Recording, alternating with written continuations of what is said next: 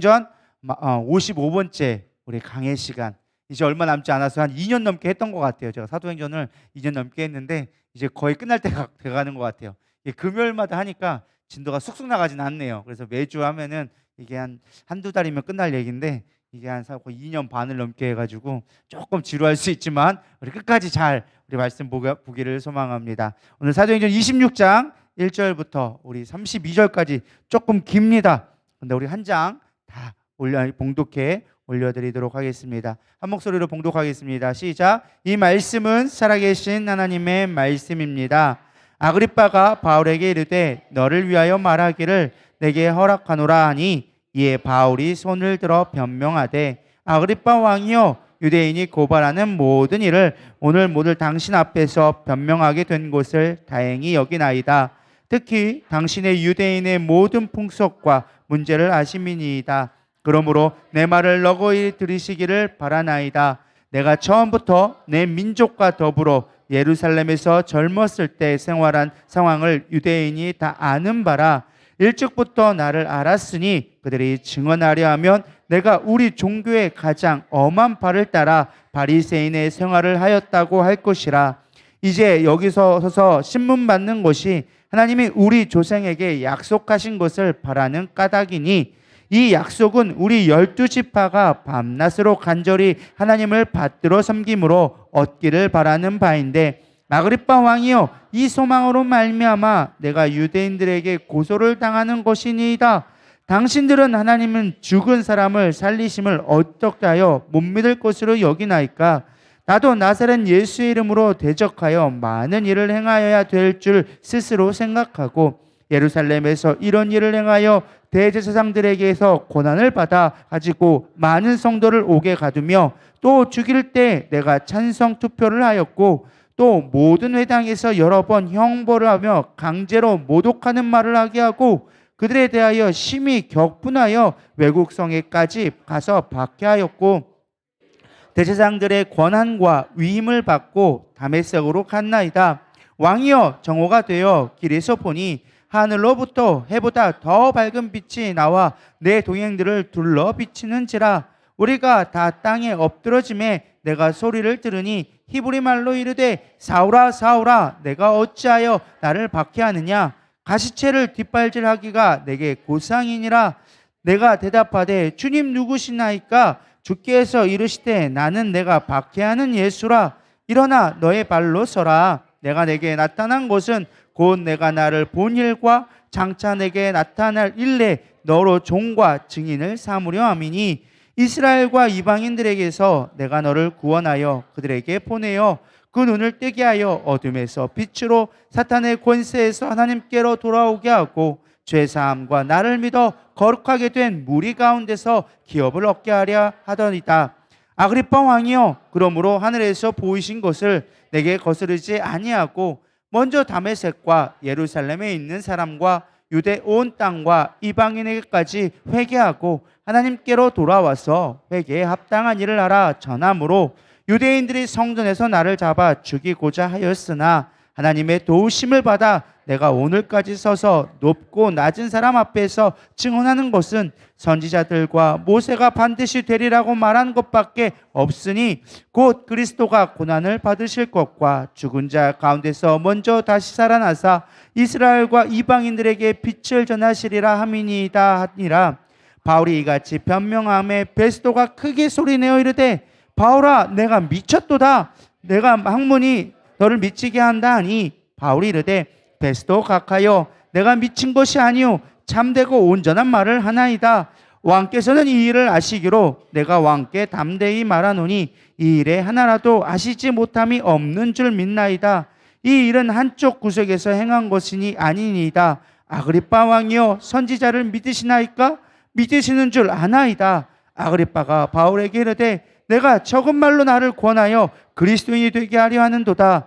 바울이 이르되 말이 적으나 많으나 당신뿐만 아니라 오늘 내 말을 듣는 모든 사람도 다 이렇게 결박된 것 외에는 나와 같이 되기를 하나님께 원하나이다 하니라. 왕과 총독과 번이게와 그 함께 앉은 사람들이 다 일어나서 물러가 서로 말하되 이 사람은 사형이나 결박을 당할 만한 행위가 없다 하더라. 이에 아그리빠가 베스도에게 이르되 이 사람이 만일 가이사에게 상소하지 아니하였더라면 석방될 수 있을 뻔하였다 하니라. 아멘. 오랜만에 길게 읽으시냐고 입이 잘 안 돌아가시죠?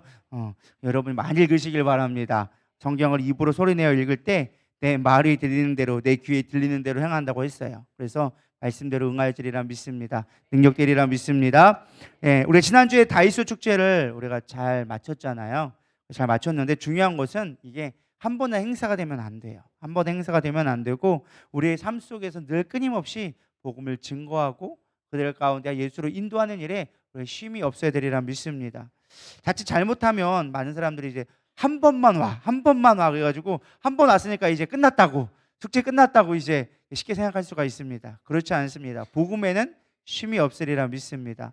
그래서 우리 누리다의 모든 성도들이 복음을 어느 때라든지, 그래서 오늘 제목이 뭐예요? 어떠한 상황 속이라도 복음을 전하려면 어떻게 해야 될까라는 것을 같이 은혜를 나눠보고자 합니다. 사실 디모데후서 4장 2절에 보면은 이렇게 말씀이 나와져 있습니다. 너는 말씀을 전파하라. 때를 얻든지 못 얻든지 항상 힘쓰라. 범사의 오래 참음과 가르침으로 경책하며 경계하며 권하라. 이게 우리에게 주신 말씀이에요. 우리는 때를 얻든지 못 얻든지 항상 힘써야 돼요. 그리고 매사 모든 일에 기다리셔야 돼요. 그 사람이 당장 안 온다고, 내가 한 번 했는데 그 사람이 안 돌아온다고 서글퍼할 일도 없어요. 왜? 우리는 오래 참는 자이니까. 왜? 우리는 성령의 사람이니까 오래 참음의 열매를 걷어가면서 내 삶 가운데 오래 참음의 성령의 열매가 걷어가도록 기다리면서 뭐 하는 거예요? 가르쳐주는 거예요. 예수님이 진짜야. 예수님이 살아계셔. 하나님이 진짜 살아계셔. 지금도 다스리고 계셔. 그러면서 경책하며, 경책이 뭐야? 책망하는 거예요. 너 그렇게 되면 안 돼. 하나님이 그 뜻 가운데 살아야 돼. 라고 경책하며 경계하며 경고하며 권하라는 거예요. 우리가 정말 하나님을 믿는다는 것이 생명이라는 것을 권할 때 그들은 반드시 돌아오게 되어진다라는 것입니다. 여러분 생각해 보세요. 암 걸린 환자도 온전히 회복되려면 최소 몇 년을, 거의 한 10년 가까이를 완쾌해 하려면 고생을 해야 돼요. 근데 하물며 영적으로 죽었던 자, 몇십 년을 죽었던 자를 살리려면 한 번 복음 전한다고 될까요? 저는 아무리 쉽게 생각해도 한 번 갖고 되는 건 정말 기적 아니면 불가능한 것 같아요. 근데 그것이 한 번이 아니라 수없이 많은 사람들이 기도하고 권면하고 그를 위해서 눈물을 뿌려놨기 때문에 그 한 번의 역사가 일어난 거지 사실은 단번에 되는 건 없어요.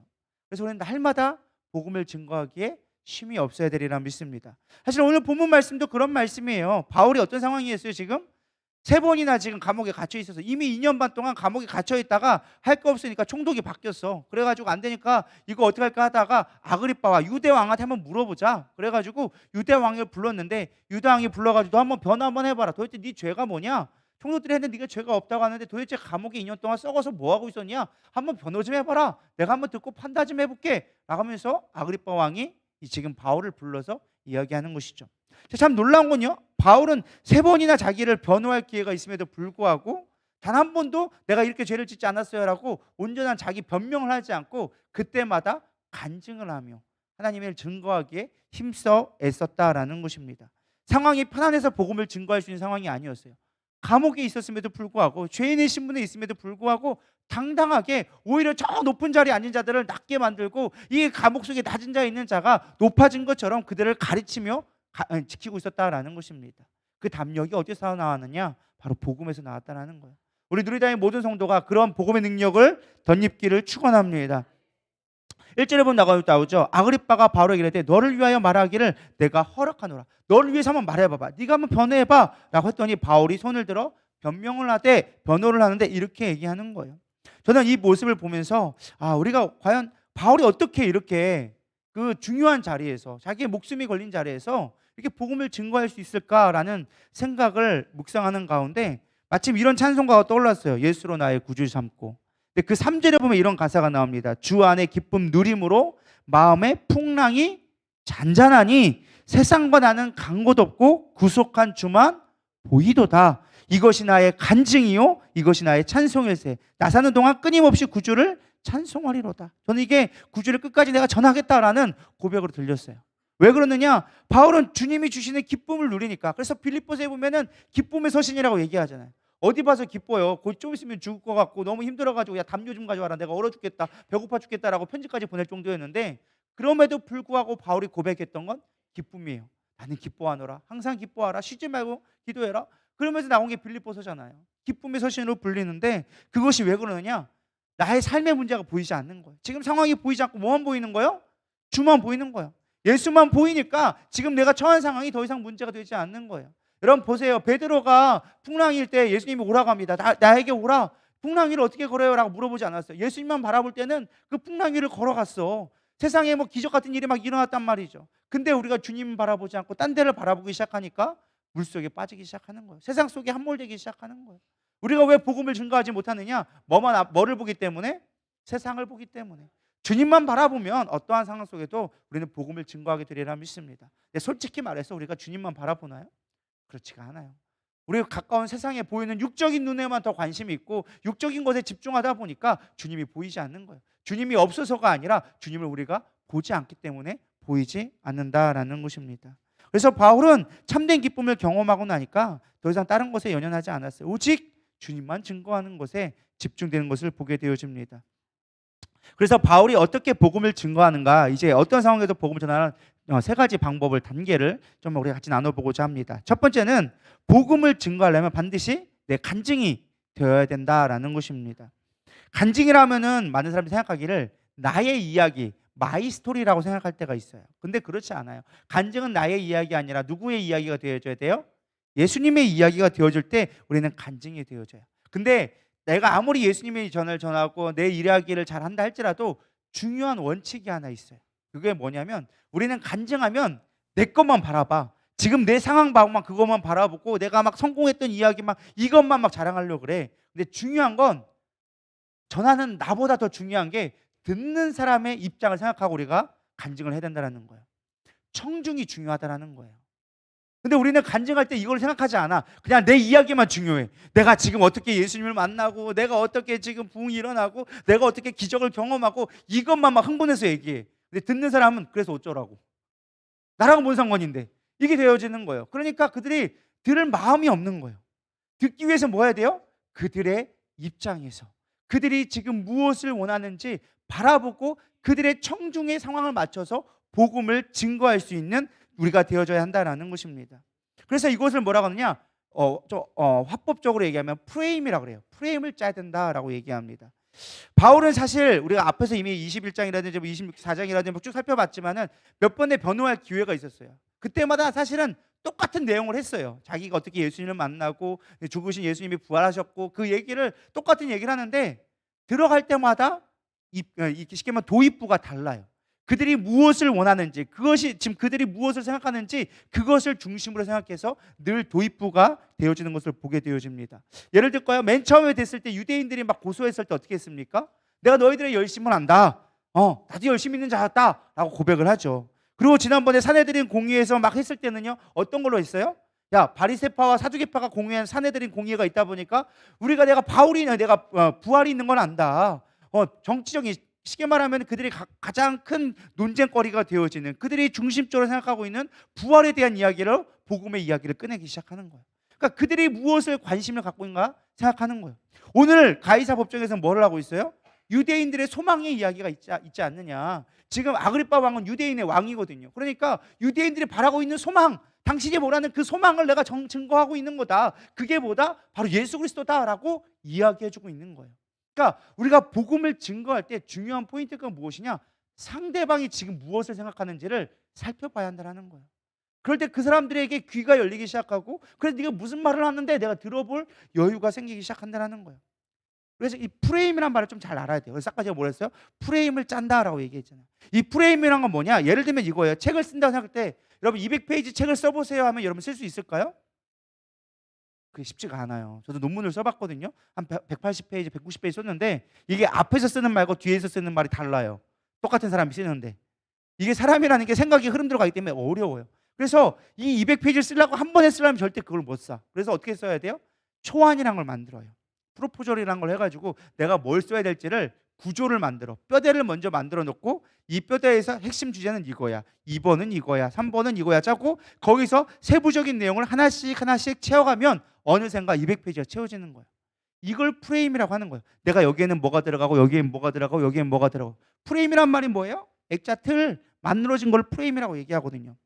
자, 우리가 대화할 때도 마찬가지예요. 어떤 사람과 대화를 할 때도 이 프레임을 짜가지고 얘기를 해야 돼요. 이 사람의 지금 관심이 무엇인가를 프레임을 짜놓고 그 안에서 얘기를 하기 시작할 때 나오기 시작한다는 것입니다.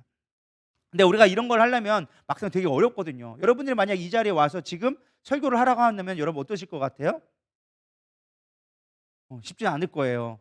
왜 그러냐면 여러분들은 프레임으로 짜서 얘기하는 거를 안 해봤기 때문에. 근데 중요한 건 여러분 셋이 모여서 얘기하라면 밤새도록 얘기할걸요? 왜 그래요? 뭐 주제도 없어. 그냥 모이면 얘기하는데 하루 종일 얘기할 수 있어. 제가 하결사 하면 항상 소원이 뭐냐면 좀 일찍 끝나봤으면. 보통 3시간씩 하는데 환장하고 있어. 맨날 밤마다 끊을 수도 없고 말하는 거 할 수도 없고 그냥 끊임없이 얘기하는 거예요. 왜 그래요? 여기 나와서 하라면 못하면서 왜 이렇게 끊임없이 뭐 3-4시간씩 하냐고 이거예요. 30분도 못하면서 10분도 서 있어도 못하면서. 우리가 이 프레임을 짜는 거에 대해 익숙치 않아서 그래요. 근데 사실 우리가 프레임에 이미 훈련이 되어져 있어. 예를 들어 볼까요?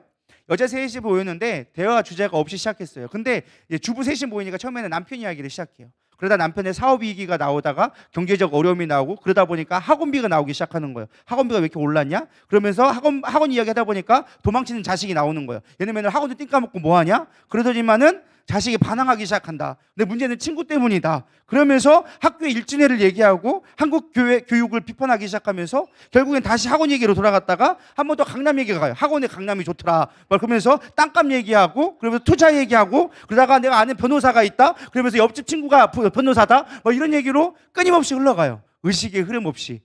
근데 사실 그 자체가 프레임이라는 거예요. 프레임 하나하나가 짜져서 모아지다 보니까 여러분들은 3시간 동안 떠들어도 전혀 우리는 부족함이 없어. 부족해. 막 더 해야 돼. 막. 그게 프레임이라는 거야. 여러분 대화할 때 복음을 증거할 때 뭐를 짜라? 프레임을 짜라. 그래서 이 프레임이 정말 중요한 거예요. 예수님도요. 이 프레임을 가지고 늘 복음을 증거하셨어요. 야 드레핀 꽃을 봐라. 야 저 들꽃 누가 키웠냐? 하나님이 키우지 않느냐? 하물며 너희야 하나님이 안 키우시겠느냐? 야, 하나님의 자녀된 너희를 어떻게 불쌍히 여기겠느냐? 더 귀한 걸 주지 않겠냐? 먹는 거 얘기할 때, 야 누가 돌덩어리 갖고 떡을 달라고 하겠냐? 생선 달라는데 뱀을 주겠냐? 부모가 누가 그러겠냐? 또 길거리 지나가다가 이제 씨 뿌리는 농부를 보면서 야 씨 뿌리는 거 봐봐라. 도로는 길가에 뿌려주고 도로는 돌밭에 뿌려주고 도로는 가시밭에 뿌려주고 도로는 옥토에 떨어지지 않느냐? 야 너희들 믿음도 그런겨. 천국도 그런 거요. 야 돌밭에 뿌려지면 자라는다 칩지만은 네 마음속에 있는 그 굳은 마음 때문에 안 되고 가시밭에 뿌려지면 네 근심 때문에 안 되고 길가에 뿌려지면 새가 와가지고 찢어먹고 결국엔 네가 옥토밭이 돼야 된다. 네 마음을 개경해라. 그것이 천국이다. 예수님은 그런 식으로 얘기했다니까요. 어디 가가지고 서로는 1번 이렇게 얘기 안 했다라는 거예요. 프레임이 있어야 되는 거예요. 삶으로 얘기가 되어질 때 그 프레임들이 짜질 때 복음이 증거되는 거예요. 그 중요한 건 뭐예요? 그 이야기가 나의 이야기 될 때. 그러니까 복음이라는 거는 우리가 증거할 때 우리가 너무 그 복음이라는 거를 교리적으로 생각하고 있어. 예수님은 성경대로 4일 만에 죽으시고 부활하셔가지고 우리를 위해 죽으셨습니다. 당신 그걸 믿으십니까? 그게 나랑 무슨 상관인데? 그게 너랑 무슨 상관이 있었는데?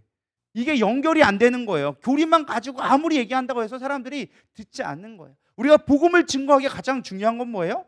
이것이 나의 간증이요.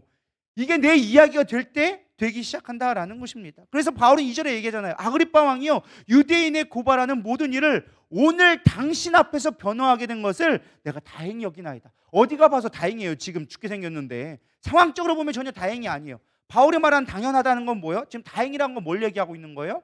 3절에 나오죠. 당신이 유대인의 모든 풍속과 문제를 아심이니이다. 지금 내가 뭐 때문에 여기 왔는지 내가 얘기하려고 하는데 당신은 그에 대한 배경, 어쨌든 그런 유대적인 배경을 내가 갖고 있기 때문에 이제까지 내가 이방인들에게 얘기해봤는데 로마 사람한테 얘기하고 막 다 얘기해봤지만 그들이 뭔 말인지 못 알아들었어요. 그래서 내가 지금 이 자리에 있는 건데 당신은 유대인적인 관점이 있고 지금 유대인에 대한 배경이 있으니까 내가 얘기하면 알아들을 거 아니겠느냐. 그러면서 이게 얼마나 나에게 다행인지 모르겠다. 그러니까 이제 좀 나의 말 좀 잘 너그러이 한번 들어봐 주세요라고 얘기하고 있는 거예요.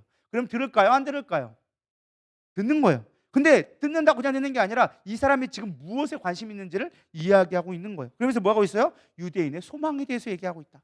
지금 아그리빠 왕은 유대인의 왕이었어요. 근데 에돔 출신으로 사람들이 유대인들이 별로 안 좋아했어. 그래서 그 소망은 뭐냐? 아그리빠 왕은 어떻게 하면 내가 유대인들에게 인기를 얻어서 왕으로 온전하게 인정받을까? 이게 아그리빠 왕의 소망이었어. 그러니까 유대인들의 소망이 있지 않습니까? 그 소망이 당신이 지금 유대인들을 부흥케 하는 게 당신의 왕으로 살 일인데 내가 그 소망을 전하려고 왔습니다라고 이야기해 주는 거예요. 이해가 되시나요? 복음을 증거할 때 대나가나 나의 이야기만 한다고 복음이 아니고, 대나가나 교리만 이야기한다고 복음이 아니고, 뭐가 중요하다? 나의 이야기로 그 가운데 예수의 이야기가 내 삶으로 증명되기 시작할 때 복음은 전달되기 시작한다는 거예요.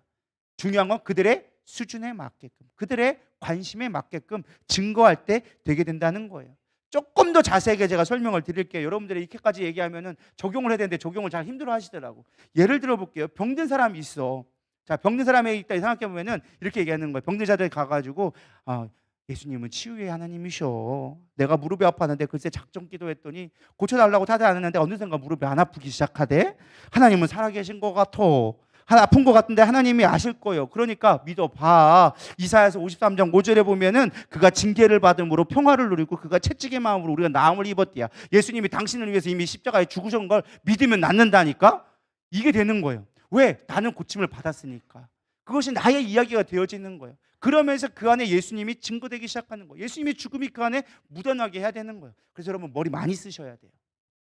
결론은 머리를 많이 쓰셔야 돼요. 근데 말을 쓴다고 되는 게 아니라 다양하게 증거를 해봐야 되는 거예요. 이 프레임은 그냥 나오는 게 아니라 반복된 학습에서 프레임이 나오기 시작합니다. 여러분이 아까도 얘기했잖아요. 우리가 의식의 흐름대로 간다고. 여러분들 그 이야기들을 생각을 안 해봤을까요? 학원 얘기, 자식 얘기, 부동산 얘기, 변호사 얘기 안 해봤을까요? 다 했던 이야기야. 했던 이야기인데 그것들이 연결돼가지고 이야기식으로 쭉 흘러나가면서 의식의 흐름대로 가기 시작하는 거예요. 그러면 사람들이 그거를 들을 때 내가 못 알아들을 것 같지만 1번, 2번, 3번 해가지고는 못 알아들을 거를 그렇게 쭉 하면 결국에는 그래 좋았어 하고 끝나는 거예요. 우리 다음에 가서 또 만나서 또 얘기하자 되는 거예요. 뭐 남는 건 별로 없어. 그래도 불구하고 다음에 또 만나서 우리 얘기해야지 되는 거라는 거예요. 이해가 되시죠? 복음도 마찬가지라는 거. 나의 삶의 이야기로 묻어나기 시작했을 때 내가 열심히 살면까 그래. 내가 예전에 하나님이 고쳐주셨어. 내게 또 하나님이 나를 위해 고쳐주셨네. 그런 얘기를 우리가 나아갈 때 그들이 듣는 듯 아니된 듯 하지만 거부감 없이 들을 수 있다는 거예요. 또 하나 예를 들어 사업가들이 있어요. 사업 요즘 힘들지. 예전에 나도 진짜 힘들었는데 근데 난 걱정이 안 된다. 왜냐하면은 말씀을 읽어보니까 이런 구절이 있더라. 온 세계를 향하여 정한 경영이며 이것이 열방을 향하여 편손이라 하셨으니 만군의 여호와께서 경영하셨은즉 누가 능히 그것을 폐하며 그의 손을 펴셨은즉 누가 그것을 막겠느냐라는 말씀이 있더라. 난 이 말씀을 믿어지더라. 하나님이 내 삶을 경영하니까 그다음부터 나는 걱정이 없더. 그래가지고 했더니 내가 안 망하고 지금까지 있지 않요. 그것도 기적 아니에요. 지금 같은 시대에 안 망한 것도 기적이요. 별로 반응들이 없으셔요. 요즘 같은 시대에 안 망한 게 얼마나 감사한 건데요. 10집쯤에 반집은 지금 망하고 있는 시대에 지금 안 망하고 있는 거 얼마나 감사해요. 중요한 건 내 마음이 평안하다는 게 더 중요한 거예요. 남들은 걱정에 세잔에 막 하고 있는데 나는 평안하다? 야, 예수 믿으니까 이게 기쁜 거 같아? 야, 이게 복음이 아니고 딴 게 뭐가 복음이냐? 너 예수 한번 믿어봐. 네 걱정하면 예수 앞에 맡겨봐. 네가 한다고 뭐가 됐어? 하나님 앞에 경영을 맡겨봐. 그분이 우리를 위해서 이 땅에 다스린다고 하시잖아. 그분의 경영은 뭔지 알아? 우리를 구원하는 거예요. 그분이 우리를 구원하는 목적이 뭔지 알아? 네가 잘 되라고 하는 거예요. 너 못 되라고 하는 거 아니에요. 너 어렵려고 하는 게 아니에요. 너를 잘 되게 하려고, 너를 위해 네 인생을 경영해 주려고 너를 부르시는 거예요. 그러니까 한번 가보자. 이게 복음 증거라는 거예요. 이것이 나의 간증이 되어지는 거고. 믿으십니까? 여러분, 복음은 이런 식으로 증거하는 거예요. 예수님이 날 위해 죽으시고 사흘 만에 부활하셨습니다. 당신 그걸 믿으십니까? 절대 안 드셔요. 너나 잘 믿으셔야 되는 거야. 뭔 말이요 그거는. 예수가 누구요? 나랑 뭔 상관이요? 이게 되는 거예요. 성경이 내 삶이 되어져야 되는 거예요. 말씀이 내 삶이 되어지고 내 간증이 복음이 되어질 때 사람들은 그거를 듣고 나오기 시작한다는 거예요. 바울이 지금 그걸 얘기하고 있잖아요. 당신이 유대인인 거 아그리빠 왕으로서 유대인의 왕으로서 유대인의 소망을 갖고 내가 있는 거 잘 알고 있습니다. 유대인을 잘 되게 한 건 내가 갖고 있습니다. 내가 그 소망 내가 알려줄게요. 그게 뭐냐? 예수님이 날 위해 오신 거예요. 당신들이 열심을 가지고 하잖아요. 나도 사실 열심 가지고 했어요. 근데 그게 아니더라고요. 내 열심이 잘못된 열심이었고 하나님이 날 부르신 열심으로 바꿔주셨는데 그 담에색 도색에서 내가 예수님을 만나가지고 나는 죽고 예수가 사니까 그분이 나에게 빛으로 임하시니까 내 인생이 바꿔졌어요. 당신도 한번 믿어보고 하면 인생 제대로 살아봐요. 하나님의 소망과 이루어봐요 라고 얘기하고 있는 거예요. 믿으십니까? 그래서 우리가 간증을 항상 준비하셔야 돼요. 내 삶의 어떠한 상황 가운데도 복음을 증거할 준비가 되어져야 돼요. 아픈 사람한테는 아픔을 필요한 걸로, 외로워하는 자에게는 외로움에 필요한 복음으로, 슬퍼하는 자에게는 슬픔이 화가 되어지는 말씀으로. 그래서 우리는 말씀을 가까이 봐야 돼요. 그리고 그 말씀이 나의 삶에 묵상이 되어지고 적용되도록 늘 상고해야 돼요. 그런 자들은요, 준비되어지게 되어져 있어요. 준비된 자에게 하나님의 영혼들을 붙이시는 거예요. 하나님은요, 절대 그냥 어중간하게 가지고 너 가서 복음 전하라 하지 않아요. 철저하게 훈련시키기 시작하는 거예요. 그래서 여러분들 고난 가운데 있다, 고난을 겪어보니까, 인생의 아픔을 겪어보니까 그 사람들에게 다가갈 수 있는 거예요. 하나님은 그렇게 우리를 훈련시키고 만들어 가시는 거예요. 이제 우리가 준비되면 되는 거예요. 하시면 된다라는 거예요. 그래서 때를 얻든지 못 얻든지 늘 복음으로, 간증으로. 여러분, 남의 이야기 하라면 어려워요. 여러분 성경책에 있는 거 신학책 읽고서 여러분들 가르치라고 하면은 아마 힘들 거예요. 훈련되지 않아서. 근데 여러분 이야기 하라는 거는 얼마든지 할 수 있다니까요. 여러분들이 아는 이야기를 가지고, 나의 삶의 이야기를 가지고 그 안에 예수님이 어떻게 나타나는지를 주목하기 시작하면 그것이 나의 간증이 되고 그것이 복음이 되기 시작하는 거예요. 우리는 복음을 증거해야지 종교화를 시키면 안 돼요. 근데 많은 사람들이 착각하고 있는 게, 교회를 데려와서 예배 드리게 하는 종교적 형태가 복음 증거라고 생각하고 있는 거예요. 내가 어떻게 구원받았는지가 확실하면 그 구원의 증거를 하면 되는 거예요. 우리가 그 사람이 천국 가고 예수 믿고 변화된 삶을 원하는 것이지, 교회 등록해가지고 교회에 붙박이 되는 게 우리의 목적이 아니라는 거예요. 근데 우리는 간혹 착각해요. 그렇다고 예배가 필요 없다는 말은 아니에요. 예배를 드려야 하나님을 만나죠. 믿는 자들 가운데 임재한다고 했으니까 분명히 예배는 필요해요. 어쨌든 한 번이라도 와서 하나님의 말씀을 듣는 게 중요한 거죠. 그러나 본질을 우리가 잊지 말자는 거예요. 본질을 잃지 않을 때, 진짜 구원이 뭔지를 우리가 확증되어지기 시작할 때 내 삶으로 나오는 이야기가 사람을 바꾸기 시작하는 거예요. 그게 성령의 능력이 된다라는 것입니다. 두 번째는요, 우리가 종교적 열심이 아닌 구원의 능력을 전해야 된다라는 거예요. 그래서 연속된 이야기지만, 우리가 간혹 이게 복음을 증거하다 보면 많은 사람들이 내 성공 스토리나 막 이런 것들을 간증이라고 생각할 때가 있어요. 물론 그걸로 그 사람들의 마음을 열 수 있지만, 가장 중요한 거는요, 내 열심이 아니라 하나님이 주신 영광으로 나가야 한다라는 것입니다. 바울의 고백은 그거였어요. 끊임없이 얘기했던 게 내 열심으로는 되지 않았다라고 얘기하고 있어요. 뭐라고 고백하냐? 7절 8절에 보면 이렇게 얘기합니다. 당신은 하나님의 죽은 사람을 살리심을, 이게 아니네요. 갑자기 3장 마장 맞는데.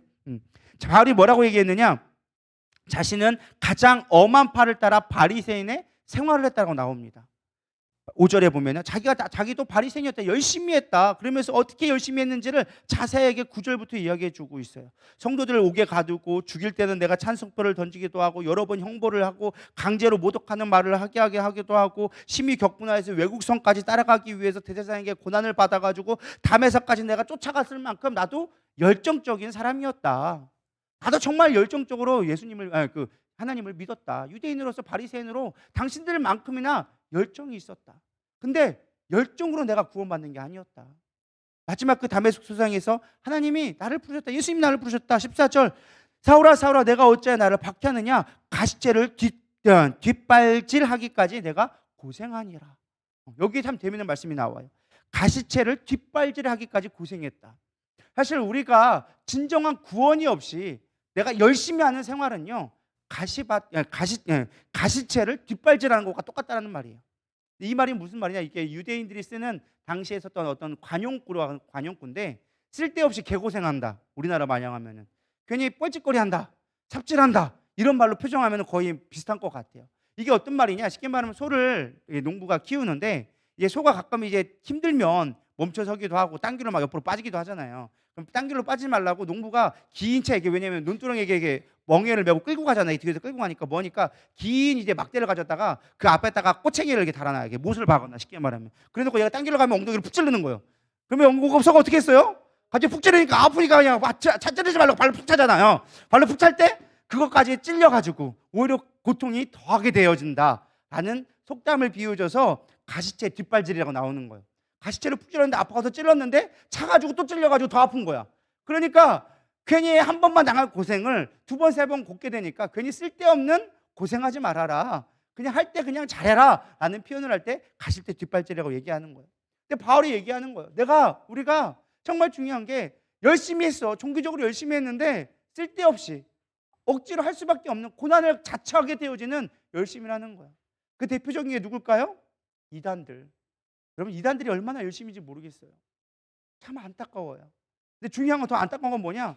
우리가 왜 그런 만큼 못할까도 안타까워요. 우리가 진짜 이단처럼만 전도하면요, 우리 교회 부흥하는 거 일도 아니에요. 맨날 365일 여기 사거리에 서 있고 아주 끈질기게 늘러붙고 아주 그냥 말싸움하면 이길 수 없을 정도로 철저하게 성경 공부를 하는 그런 열심만 우리 가운데 있다면 아마 부흥하는데 절대 아마 어려움이 없을 거예요. 근데 우리는 그만한 열정이 없어. 왜 그래요? 우리는 종교성이 아니니까. 우리는 종교인이 아니니까. 그들은 종교로 그렇게 해야지만 구원을 받을 수 있기 때문에 그렇게 할 수밖에 없는 거예요. 이슬람에 왜 하루에 5번씩 기도하고 라마단이라고 해가지고 일주일 1년에 뭐 40일씩 금식하고 왜 이렇게 뭐 성전이라 가지고 목숨 걸고 막 그렇게 하려고 합니까? 그렇게 해야 구원받으니까. 그러니까 얼마나 불쌍한 거예요. 종교적 열심으로 열심히 해야지만 걔들은 구원받을 수 있어. 뭔가 많은 거를 해야지만 구원받을 수 있다고 생각하는 거예요. 근데 그걸로 우리는 구원받지 않잖아요. 우리는 뭐 하면 구원받아요? 예수 믿으면. 얼마나 쉽게요? 하나님은 우리에게 어렵게 안 하셨어요? 네가 나를 믿으면 구원받는다라고 아주 쉽게 말씀해 주셨어. 근데 그것도 우리는 어렵다고 맨날 믿음이 없어가지고 믿음이 없어서 그냥 맨날 바락바락 기고 있죠. 여러분, 믿음 있기를 소망합니다. 종교적 열심이 우리를 구원하는 게 아니에요. 가끔 우리도 모르는 사이에 이런 종교적 열심에 빠지게 될 때가 있어요. 내가 뭔가 열심히 해야 될 것 같고 내가 뭔가 안 하면 죄 짓는 것 같고 뭔가 내가 남들보다 좀 뒤처지면 저 사람들이 인정받으면 나는 뭔가 부족한 것 같고 그게 아나니아와 삽비라예요. 아나니아 삽비라 왜 그런 줄 아세요? 여기서 바나바가 열심히 칭찬받으니까 자진도 받으려고 했다가 아까워가지고 못해가지고 괜히 짐 돼가지고 그래서 벌받아 죽은 거예요. 우리는 종교가 되면 안 돼요. 남이 하는 거 부러워할 것도 없어요. 잘하면 칭찬해주고 나랑 다르다고 뭐 그거 미워할 것도 없어요. 그냥 그 사람 그렇게 태어난 걸 어쩌라고. 당신은 왜 그렇게 태어났는데?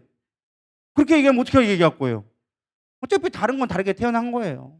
우리는 그 가운데 하나님 앞에 성령의 하나가 되어져서 다름을 가지고 다양성을 가지고 복음을 증거하면 되어지는 거예요. 우리에게 중요한 건 믿음과 예수님의 능력이 나타나는 예수님의 복음을 증거하는 삶이 되어지는 것이지 사실 우리가 헛된 열심을 가지고 사실 그것이 우리가 구원받는 것을 아니란 걸 깨달아야 한다라는 것입니다. 우리가 진짜 알아야 될 구원은 무엇이냐? 많은 사람들이 구원을 착각하는 게 세상적으로 잘 풀리는 걸 구원이라고 착각할 때가 있는 것 같아요. 어렵던 형편이 막 잘 되는 것을 구원으로 생각하는 것 같아요. 혹은 병이 고쳐지는 것을 구원이라고 생각하는 것 같아요. 근데 그건 구원 아니에요. 그럼 내가 갑자기 어려웠던 경제가 해결됐다고 구원받았을까요? 하나님이 살아계신 것처럼 느껴지고 내가 아팠는데 막 병이 고쳐지니까 하나님이 나를 엄청 사랑하는 것 같고 내가 갑자기 멀쩡했는데 아프면 하나님이 나를 안 사랑하는 것 같고 여러분 그러신가요? 그건 구원받은 자의 모습이 아니에요. 아프든 안 아프든 우리가 문제가 해결되든 안 아프든 주님으로 인하여 만족하실 때 그게 구원받은 거예요. 믿으십니까? 많은 사람이 착각해요. 여러분 아프면 병원 가세요. 미련하게 내가 있겠다고 막 잊지 마시고 물론 기도해야죠. 하나님의 도우심을 구해야겠죠. 근데 여러분 아프면 병원 가세요. 그래서 병원 필요한 거예요. 하나님 우리에게 주신 선물 중에 하나가 병원이에요. 어떤 사람이 그랬잖아요. 절벽에 떨어지려고 떨어졌는데 간신히 붙잡고 서 있었어요. 하나님 나 좀 살려주세요, 살려주세요 하니까 하나님이 내 손을 놔라 얘기했어요. 하나님 안 돼, 도대체 손을 못 날 것 같아요. 내가 놔라 얘기했더니 하나님 못 나요. 그랬더니만은 다른 사람 불러주세요 그랬다는 거잖아요. 하나님 다른 사람 좀 불러주세요. 하나님 말고 다른 것 좀 불러주세요라고 얘기한 거예요. 하나님 못 믿는 거예요. 노라면 놓으면 되는데 알고 봤더니 거기 떨어져봤더니 1m도 안 됐다고. 1m도 안 됐다고. 놔라 했는데 못 나가지고 하나님 못 믿는다고 딴 사람 하나님 말고 딴 사람 없냐고 다른 분 없냐고. 하나님 놀아가면 놓으면 되는데 그럼 그걸 못 믿는 거예요.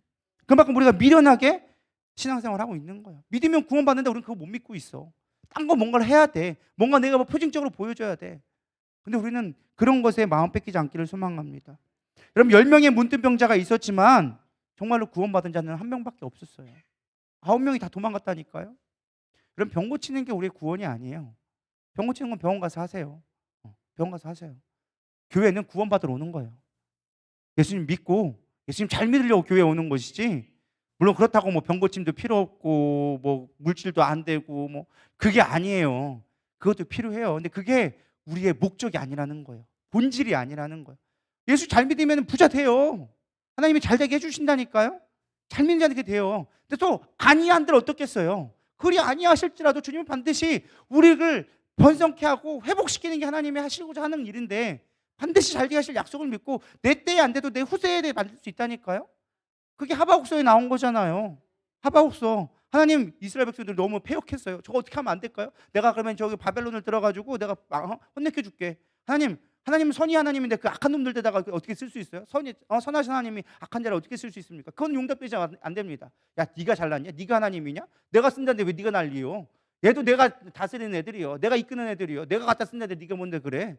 그러면서 그들에게 이제 종말의 때를 보여주죠. 심판의 모습을 보아죠. 바벨론이 와가지고 막 짓누르는 걸 보게 돼요. 그러니까 막 하박국 선지자가 막 기겁을 하죠. 내가 두려워가지고 내 오장육부가 떨리고 내 뼈가 막 마르는 것처럼 아픕니다. 내가 어떻게 됩니까? 하나님이 그렇게 이야기하죠. 야, 내가 남은 자들을 분명히 남겨둘 거야. 그들 통해서 내가 구원할 거야. 그러니까 걱정하지 마. 그리고 그 남은 자들의 소망을 보니까 하박국 선지자가 고백하는 거죠. 우리가 잘 알고 있는, 비록 무화과 나무가 마를지라도 혀에 외양간이 없을지라도 내가 그리 아니하실지라도 내가 난 여호와 구원의 하나님을 내가 기뻐하겠습니다. 그게 하박국 선지자의 고백이에요. 그게 전 여러분들의 고백됐으면 좋겠습니다. 그게 진짜 구원받은 자의 모습이라는 거예요. 구원받은 자는 하나님을 신뢰할 수밖에 없어요. 어떤 상황이 있더라도 이것이 나의 간증이다라고 고백할 수밖에 없는 거예요. 우리 누리다의 성도 갖게 되기를 소망합니다. 마지막 세 번째는 우리 내일 김장이 있잖아요. 그래서 빨리 끝내야 돼요. 그래서 숙제를 가지고 열심히 지금 짜려고 데 마지막 세 번째는 무엇이냐? 복음 전파의 결과는 하나님께 맡기라는 거예요. 하나님께 맡겨라. 사실 18절에 보면은 눈을 뜨게 하며 어둠을 빛으로 사탄의 권세에서 하나님께로 돌아오게 하고 죄사함과 나를 믿어 거룩하게 된 무리 가운데서 기업을 얻게 하려 하심이라. 이게 사실 구원이거든요. 우리가 어둠의 사탄의 권세 안에서 하나님 앞에 복음으로 옮겨진 게 복음이에요. 우리 그것만 만족하면 되는 거예요. 그리고 내가 뭐라고 했어요? 죄사함을 얻는 거예요. 그래서 예수님을 믿어서 거룩한 무리가 뭐예요? 교회로 속하여져서 하나님 나라를 기업으로 얻는 게 우리가 진짜 구원받은 거예요. 이렇게 구원받은 자 되기를 소망합니다. 근데 중요한 건 24절에 얘기했죠. 복음을 다 전했어요. 다 전하고 나니까 그 옆에 있던 베스도가 얘기하죠. 총독이 뭐라고 얘기합니까? 크게 소리내어 이르되 바울아 내가 미쳤도다. 내가 많은 학문이 너를 미치게 한다. 바울이 이럴 때 베스도 가까요. 내가 미친 것이 아니요 참되고 온전한 말을 하나이다. 사실 우리가 복음을 전하면요, 대부분의 세상 사람들은 우리를 이렇게 생각합니다. 미쳤다. 사실 우리는 지극히 당연한 거예요. 우리가 미치지 않으면 사실은 우리가 지금 이 자리에 있을 필요도 없어요. 그러니까 여러분들은 다 미친 자예요. 죄송하지만 예수님 앞에 미친 자. 미쳤다고 해서 크레이지가 아니라 다다른 자. 뭐뭐에 미쳤다, 다다랐다. 이해가 되시죠? 그래서 우리가 해석을 잘해야 돼. 뭐든지 우리는 주님께 미친 자예요. 다다른 자가 되어져야 한다는 것입니다. 근데 세상 사람들 그거를 우리를 크레이지라고, 미쳤다라고 얘기해요. 근데 가만히 보면요, 누가 미쳤나를 우리가 잘 분별할 수 있어야 돼요. 여러분 요즘엔요 우리가 미친 것처럼 보이지만 사실 세상이 얼마나 미쳐 있는지 우리는 바라볼 수 있어야 된다라는 것입니다. 여러분 봐보세요. 동성애가 옳다라고 얘기하는 사람들이 그 사람이 정상일까요? 그것이 옳지 않다라고 얘기하는 우리가 정상일까요? 그거는 사실 누가 봐도, 역사적으로 봐도 사실 우리가 정상이야. 근데 오늘 워낙에 미친 사람들이 많다 보니까 우리가 미친 사람이 되어진 거예요. 목욕탕에 갔는데 다 빨가벗고 있는데 빤스 입고 있는 사람 이상한 거지. 그거 다 그 빤스 입고 있다고 얘기하는 사람들이 그거 너 왜 입고 있냐라고 얘기하는 그 사람이 더 이상한 거라는 거예요. 이해가 되시죠?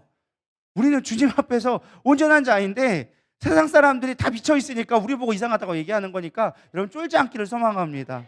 마지막 때는 하나님이 심판하신다고 얘기했어요. 그러니까 우리는 참된 복음을 가지고 그 사람들 말에 너무 현혹될 게 아니에요. 나는 진리를 믿는다. 진리는 뭐예요? 변하지 않는 거. 진리는 우리를 살리는 게 진리를 믿으시길 바랍니다. 그게 바로 예수님이에요. 내가 곧 길이요 진리요 생명이다. 우리는 진리예요. 변하지 않는 걸 갖고 있는 거예요. 근데 그들은 수시로 변해. 수시로 변해. 지들 마음대로 변해. 옳다고 했다가 아니었다고 했다가. 사실 그 사람들이 미친 사람이지. 우리는 한 길만 가거든요. 한 길만 가는 게 올바른 길을 가는 거예요. 여러분들은 믿음으로 가기를 소망합니다. 세상에 미쳐 돌아가는 것 보고 우리는 기도해야 되리라 믿습니다. 왜? 그래서 우리가 세상에 빛이 되어야 되니까. 예수님 그래서 우리 보고 세상에 빛되라고 얘기했어요. 빛과 소금이 되라고 얘기했어요. 그래서 등경 아래 두지 말고 높은 데 둬서 세상에 빛을 비춰줘라. 그래서 여러분들이 믿음의 불을 밝혀서, 바울이 얘기했잖아요. 그 빛이 내게 임하여서 내가 구원 얻게 되었다. 여러분 그 빛이 되기를 축복합니다. 그게 복음이라다라는 것입니다. 말씀을 정리하려고 합니다. 바울이 얘기합니다. 아그리빠가 바울에게 이르되 내가 적은 말로 나를 권하여 그리스도인이 되게 하려 하는도다. 세상 사람들은 들으려 하지 않아요. 네가 그 적은 말로, 야 그 말로 내가 구원받을 것 같아? 라고 얘기해요. 간혹 우리가 생각합니다. 와, 우리가 복음을 전해도 저 사람 안 듣는데 우리가 이런 쓸데없는 짓, 뻘짓하는 거 아닌가? 괜히 어렵게 괜히 이상한 일을 하는 거 아닌가라고 생각할지도 모릅니다. 근데 여러분 포기하지 않기를 바랍니다. 뻘짓같이 보여도 들을 자는 있다니까요. 저 사람을 통하여서 나는 저 사람에게 말을 했는데 하나님은요 저 사람에게 얘기하지만 들을 귀가 옆에 있는 사람 귀에 하는 거예요. 이게 이해가 되시나요? 저는 이렇게 표현합니다. 하나님은 쓰리 쿠션의 대가시다. 여기다가 얘기하는데 깨닫게 하신 건 여기를 깨닫게 하시는 거예요. 그게 대표적인 게 누구예요? 요나가 얘기하는 거야. 너 니느웨로 가라. 가서 내가 복음을 증거할 것이다. 내가 그들을 구원할 것이다. 멸망 심판한다고 가서 얘기해라. 요나가 싫다고 막 도망갔어. 기껏 끌어다가 물고기 뱃속에 집어가서 거기다 집어넣었어. 가서 얘기해. 요나가 가가지고 여기 하나님이 심판합니다 라고 하는데, 원래 사흘 길을 가야 되는데 하루만 훅 가고서 안 가고서 열 받아가지고 거기 있었어. 근데 놀라운 건 뭐냐, 그 짧은 한마디에 그 반나절밖에 안 도는 거리에 그 사람들이 갑자기 왕부터 지나가는 개까지 다 금식을 시키면서, 걔는 뭔 잘못이야, 근데 걔까지 막 금식을 시키면서 베옷을 입혀가지고 온 백성이 막 다 회개하기 시작하네. 요나가 화가 났어. 내가 하나님 그럴 줄 알았다고. 하나님 그거 심판하려고 하는 게 하나님의 뜻이 아닌 줄 내가 알았다고. 하나님 구원하려고 했지 않냐고. 그래서 내가 안 온다고 했지 않았냐고. 왜 저들을 구원하냐고. 막 그렇게 해요. 우리는 언뜻 보면 요나가 니느웨를 막 구원하는 것처럼 보이지만, 사실 그건 누구에게 하는 말이냐? 이스라엘에게 하는 말이에요. 이스라엘, 니들 정신 차려. 니들 구원 받아야지. 너희들이 그렇게 내가 하나님의 말씀을 선지자를 통해서 복음을 전했는데 니들 안 들으려고 했잖아. 근데 내가 너를 이렇게 구원하려고 하는 거야. 나는 구원하는 게 목적이 있는 것이지 심판하는 게 목적이 아니야 라는 걸 누굴 가르쳐 주려고? 이스라엘을 가르쳐 주려고 지금 누구를 타겟으로 쓴 거예요? 요나를 해서 니느웨를 타겟으로 쓴 거예요. 니느웨는 사실 별 상관없어. 어차피 하나님은 니느웨를 작정을 패하기로 작정하셨어. 살리기 원하는 거는 하나님의 자녀인 거예요. 하나님이 우리가 복음을 증거해요. 근데 그들이 믿든 아니 믿든 중요한 건 뭐예요? 우리가 구원받게 하려고, 우리가 믿는 구원받은 자로서 살아가게 하려고. 여러분, 그런 하나님의 큰 그림을 볼 수 있는 자가 되기를 소망합니다. 하나님의 마음을 바라볼 수 있는 저런 되기를 소망합니다. 하나님, 내가 복음 전하는데 제가 안 듣던데요? 나 안 할래요. 이거 왜 시켜요? 나랑은 상관없는 얘기인데 왜 시켜요? 안 듣는데 나도 한두 번이지. 듣기 싫은 말 나도 한두 번이지. 하나님 왜 하라고 해요? 근데 그거 아세요? 성경에 단 어떤 사람도 부름받은 사람 치고 자기 뜻대로 하는 사람 아무도 없어. 예레미야는 나 가기 싫어요. 근데 가가지고 너 가서 전해라. 오죽했으면 하나님의 인분을 먹으라고 얘기할까? 나 그거 왜, 말을 안 들으니까 인분을 먹으라는 거, 내가 그거 왜 먹어야 되는데요? 그걸 왜 해야 되는데요? 하나님 해도 너무하는 거 아니에요? 뭐하라고 그걸 해요? 그거 먹는다고 뭐가 달라졌는데. 왜? 너희가 지금 이와 같다. 이런 시대가 올 것이다. 너희들이 나의 말을 듣지 않으면 이런 시대가 올 거니까 네가 지금 샘플로 돼서 보여주라는 거예요. 하나님 나 가기 싫다니까요? 네가 가라니까? 하나님 얘기했어요. 누가 갈까? 누가 갈까? 이사가 얘기했어요. 하나님 내가 갈게요. 근데 내가 너에게 전할 말은 구원의 회복의 말이 아니라 그들의 말씀을 못 듣게 하는 게 내 역할이다. 하나님 나 구원하려고 가려고 했는데요, 내가 이스라엘 백성 얼마나 사랑해서 가려고 하는데 하나님 그거 왜 전하지 못하게 해요? 딴 사람은 다 보내놓고 나는 그런데요. 도대체 하나님 나한테 뭘 원하시는데요? 그럼 12사도 봐보세요. 그들이 부름받았다고 뭐 호화로운 삶을 살았나요? 다 죽었어요. 다 십자가에 매달리고 거꾸로 매달리고 X자로 매달리고. 그럼 부름받았다고 해서 우리가 이 세상에 말하는 편안함은 아니에요. 근데 하나님은 때론 우리의 부르심에 우리의 생각과 다르게 전혀 다른 길로 몰아가세요. 내가 저들에게 복음을 전한다고 저들이 변화될까요? 안 변하는데 어떡하라고요? 아니요. 그래도 하나님은 하실 일이 있는 거예요. 나를 변화시키든지 그 전하는 모습을 보여 누굴 또 변화시킬지도 몰라요. 내가 전하는 그 복음 증거하는 모습 보고 지나가던 어떤 행인이 그 모습을 보고 반해서 혹시 예수 믿을 줄 알아? 안 그래요? 어떻게 될 줄 알고 우리는 그거 갖고 나가는 거예요. 길거리 복음 전할 때 어떻게 싸대기 뺨싸대기 맞아서, 진짜로 제가 들은 간증 중에 하나가 있는데 복음을 증거하러 갔대. 예수 믿으셨는데 쌈배대기를 맞았대. 너무 아파가셨는데 얼떨떨해가지고 그냥 알겠다고 죄송하다고 왔대. 근데 그걸 보고서는 성도가 너무 감동받아가지고 내가 또 복음 증거하겠다고 그 사람이 한 사람이 변화되어져가지고 몇백 명 전도했다니까요. 하나님은 어떻게 쓰실 줄 모르는 거예요. 우리가 복음 증거하는 거 그 사람 한 사람 보고 하는 것 같지만 하나님은 그 일로 인하여져서 놀라운 역사를 계획하고 계시는 거예요. 그래서 나오잖아요. 나와 같이 되기를 원한다. 나와 같이 되기를 원한다. 내가 이렇게 감옥에 갇힌 것 빼놓고는 여기 있는 모든 사람이 나와 같이 복음을 증거하는 자가 되기를 원한다. 그게 바울이 어떠한 상황 가운데서도 복음을 증거했던 이유라는 것입니다. 하나님 우리를 부르신 목적이 있어요. 복음 때문에 불러주셨어요.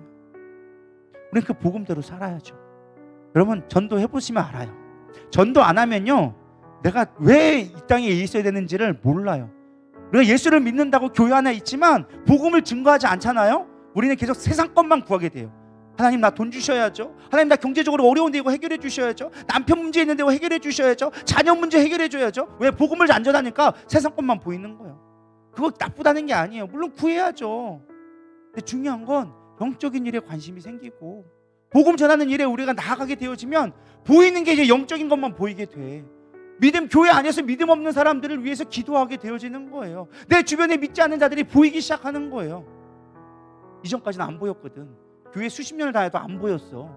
저 사람이 믿음이 떨어졌는지, 저 사람이 지금 옆에 있는 사람이 지금 죽어가고 있는지 관심 없어. 왜? 안 보이니까. 내가 그것을 바라보지 않았으니까. 그래서 이제 복음의 눈을 들어야 되리라 믿습니다.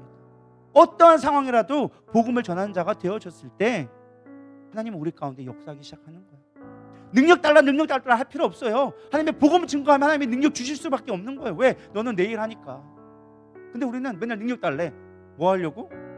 내가 편하려고, 내가 인정받으려고, 내가 잘 되려고, 능력 되려고, 능력 달라고.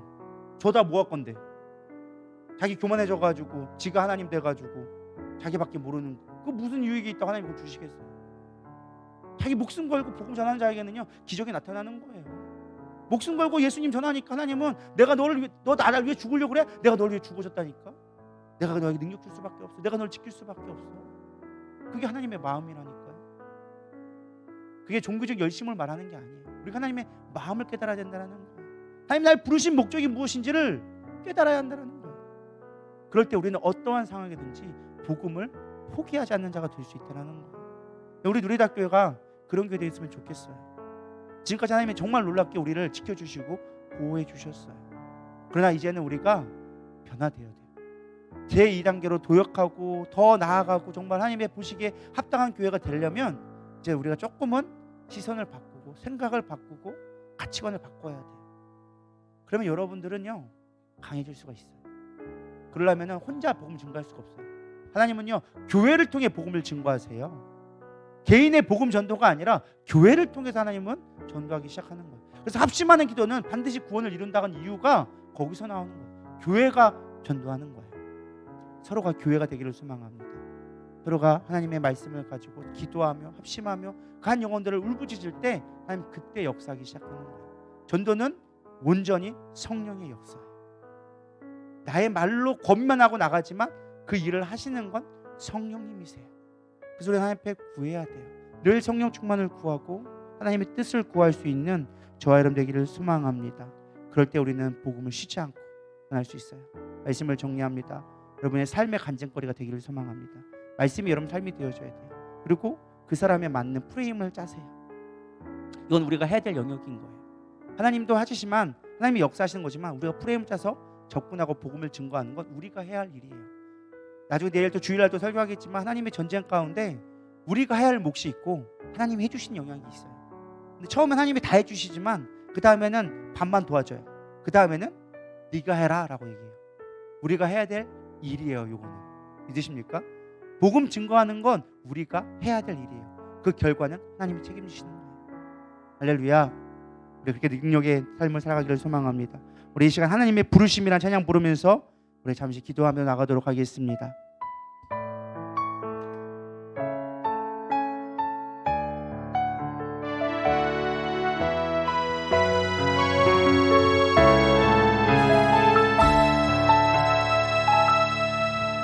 하나님의 부르심에는 후회하심이 없네. 내가 이 자리에 선 것도 주의 부르심이라. 하나님의 부르심에는 결코 실수가 없네. 나를 부르신 하나님의 신실하심을 믿네.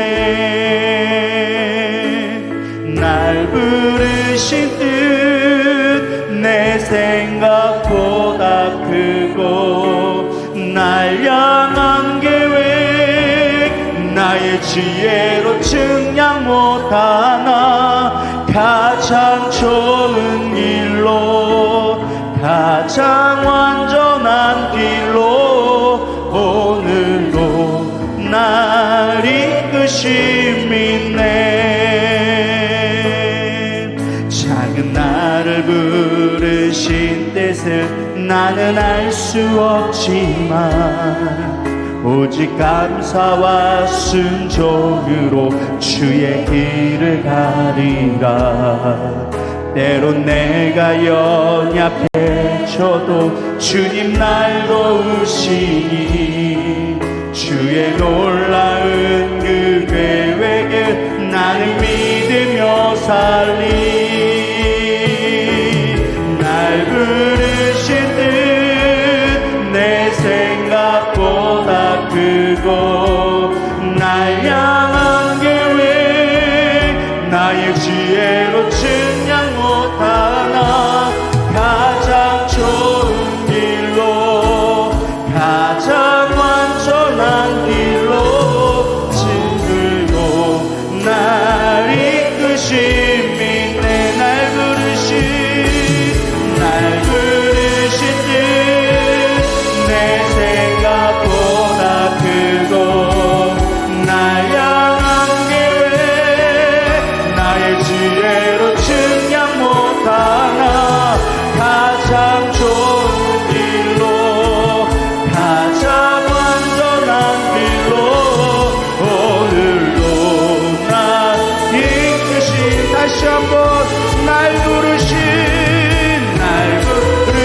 뜻 내 생각보다 크고 날 향한 계획 나의 지혜로 측량 못하나 가장 좋은 길로 가장 완전한 길로 오늘도 날 이끄신 믿네.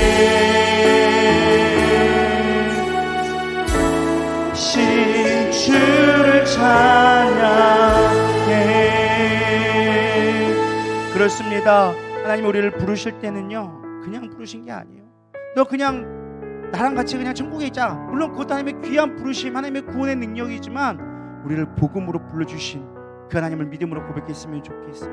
나의 계획과 나의 생각보다 훨씬 크고 더 놀라운 일을 이루기 위해서 우리를 복음을 증거하는 자로 나의 증인으로 삼았다라고 하나님은 말씀해 주신 거예요.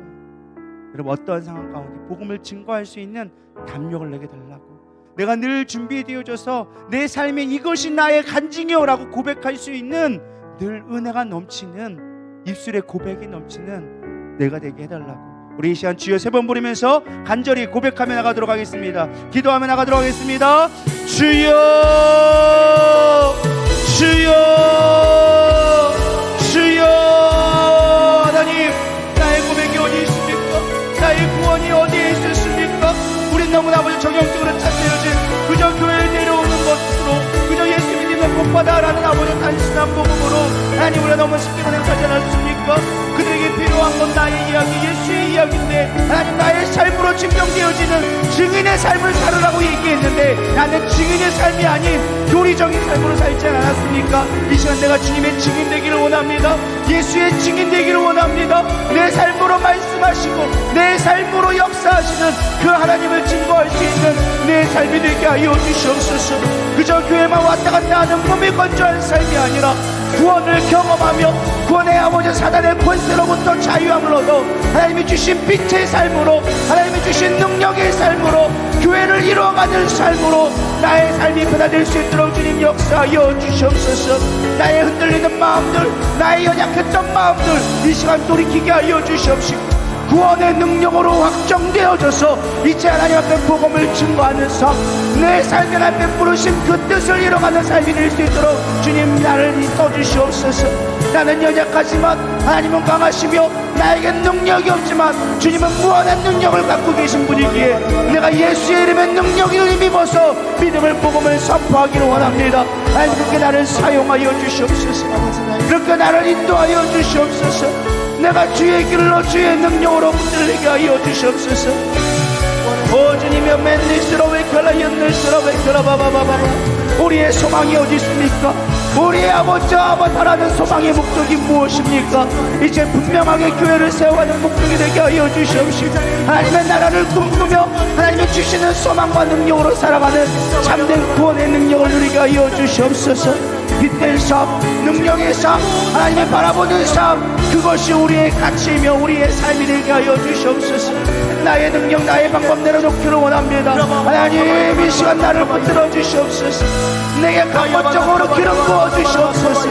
믿음으로 충만케 하여 주시옵소서. 성령으로 충만케 하여 주시옵소서.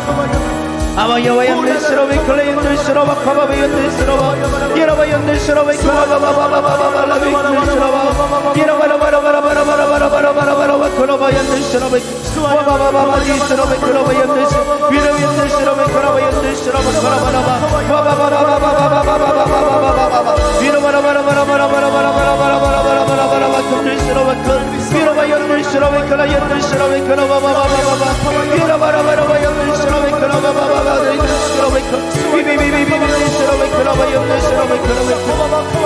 주님 아버지를 위해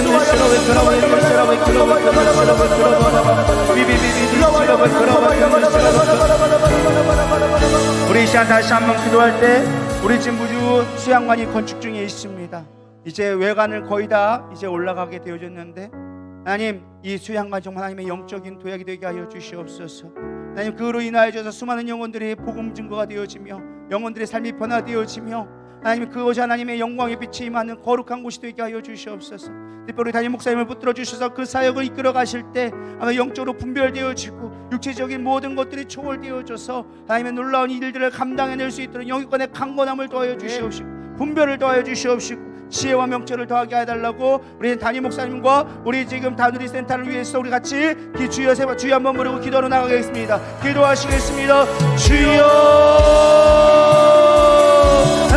하나님의 약속해 주신 사명을 이루기 우리는 달려갑니다. 하나님의 말씀대로 순종하며 나아갔습니다. 우리의 생각과 우리의 방법을 이루어질 수 없고 하나님, 이거는 무리고 도저히 될 수 없는 일이었지만 하나님이 하시라 하셨기에 하나님이 주신 약속의 말씀을 믿고 선지자를 통하여서 선포되어진 말씀을 믿음으로 순종하며 나가사오니 하나님 역사하여 주시옵소서. 하나님의 뜻이 이루어지게 하여 주시옵소서. 하나님의 나라가 이루어지게 하여 주시옵소서.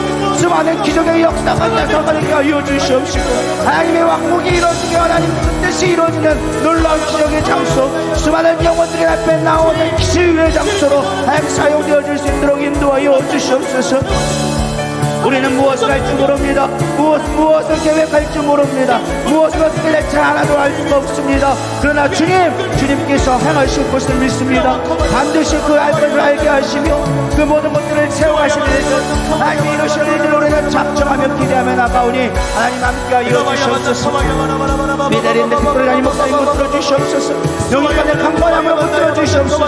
성령님 영으로 더하게 하여 주시옵소서. 하나님의 놀라운 비밀을 깨달아 하나님의 영혼들을 구원하며 아버지 모든 병든 자와 안전병이와 모든 아버지 기적의 역사가 기적의 현장이 되어줄 수 있도록 주님 역사하여 주시옵소서. 예라바바바디 스라바 예란누스라바 이크라바 연누스라바라바라바라바 연누스라바 이라바라바라바라바라바라바 연누스라바 이크라바 연누스라바 우리가 하나 되기를 원합니다. 우리 누리라 교회가 안정도한 복음을 함께 얻어서 하나님의 일에 동참하며 믿음으로 고백하기를 소망합니다. 하나님 함께하여 주시옵소서. 미라야 바발라 연누스라바 이크라바 연누스라바 바바바디 스라바 위로바라바라바라바라바라바라바라바라바라바 이크라바 위로바라바라바라바라바라바라바라바라바 이크라바라바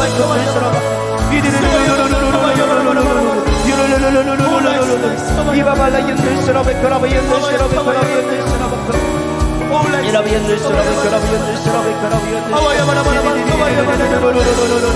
이라바라바라바라바라바 코바바라 연들스러베 그라바 연들스러베. 그럼 마지막으로 기도할 것은 우리 주변에 있는 성도들과 전도 대상자를 위해 기도했으면 좋겠습니다. 교회 안에 또 믿음으로 연약하여져서 육체적으로 아픈 자들, 혼적으로 아픈 자들, 영적으로 무너진 자들이 있습니다. 그들 위해 기도했으면 좋겠습니다. 하나님, 저 성도는 지금 몸이 연약하다고 합니다. 저는 지금 마음의 상처를 입어서 일어나지 못하다고 합니다. 저 성도는 영적으로 지금 깨어져서 하나님은 온전한 하나님의 영광을 나타내지 못하고 있습니다. 우리가 생각하면서 한 사람 한 사람 이름을 불러가면서 기도해 주시고 또 전도대상자가 있다면 그들 영혼을 위해서 우리가 합심하여 여러분 생각나는 대로 그 영혼들 위해 불러가면서 기도하기를 소망합니다. 우리에게 맡겨진 영혼들, 나에게 맡겨진 양떼들 하나님 내가 잘 가르치며 내가 그 양들을 먹일 수 있는 능력을 내게 허락하여 주시옵소서. 고백하는 마음으로 우리 주여 마음으로 기도하고 자연스럽게 기도하고 돌아가도록 하겠습니다. 기도하시겠습니다. 주여 하나님의 외교람들 스러움의 교라바바데스 교회는 아무런 아픈 자들이 많이 있습니다. 아버지로 인해서 육체적인 연약함을 가지고 나온 자들이 많이 있습니다. 이 시간 치유하여 주시옵소서. 회복케 하여 주시옵소서.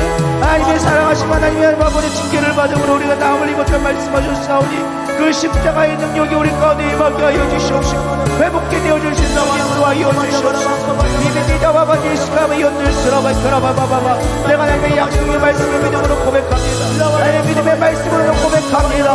하나님 치유하여 주시옵소서. 회복케 하여 주시옵소서. 저는 여러 가지 사업의 문제로 여러 가지 가정의 문제로